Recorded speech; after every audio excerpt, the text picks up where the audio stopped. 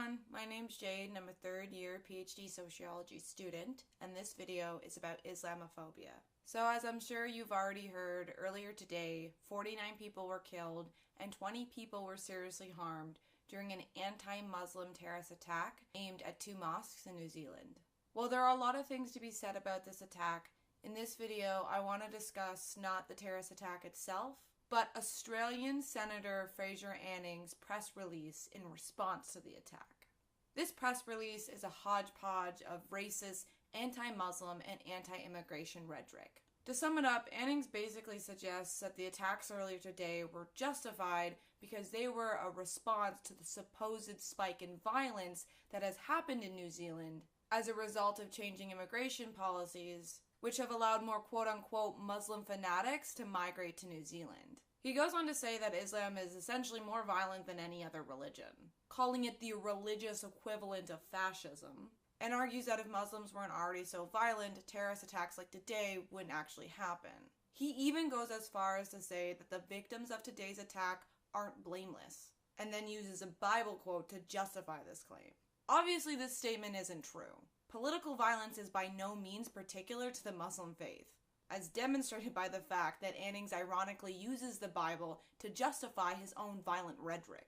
Violence also isn't contained to religion or to non-Western cultures. In fact, the West routinely and systematically engages in racial, imperial, and colonial violence on an actual industrial scale in the name of Western progress and capitalist development. In fact, as settler colonial states born out of the legacies of colonialism, racial slavery, and heteropatriarchy, our entire society is built on this kind of violence. So with this in mind, why is it that people so often assume that Muslims are more violent than other political groups? And how is it that this assumption has gotten so pervasive that the kind of blatant hate speech and inhuman vile apparent in Annings' comments is not only possible but acceptable? The answer is Islamophobia.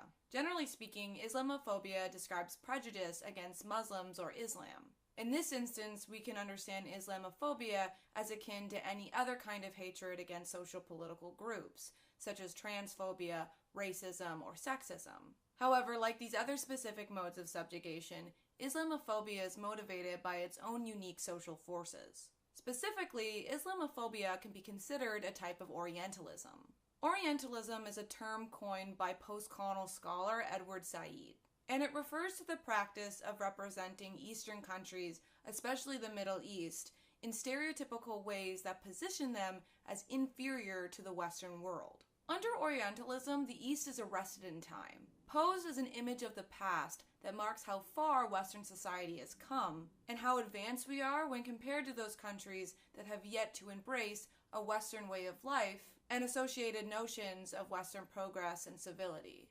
Orientalism emerged under late Western modernity in and through a colonial world order that sought to position the Western world as superior to Eastern countries, thereby granting us permission to dominate, control, and regulate said countries. In the context of Orientalism, Islamophobia operates under the assumption that Muslim people are backwards, that they are less civilized and less developed when compared to white Western subjects. Through Islamophobia, Muslims are portrayed through a Western gaze that engenders Orientalist imaginings of Muslim being and belonging, whereby the figure of the uncivilized, barbaric, and violent Muslim terrorist is juxtaposed against the seemingly rational and progressive white Western subject. Through this practice of racial othering, Western countries are able to assert their apparently excellent political, social, and cultural character, and thus reassert racist, Orientalist, and colonialist projections of the East.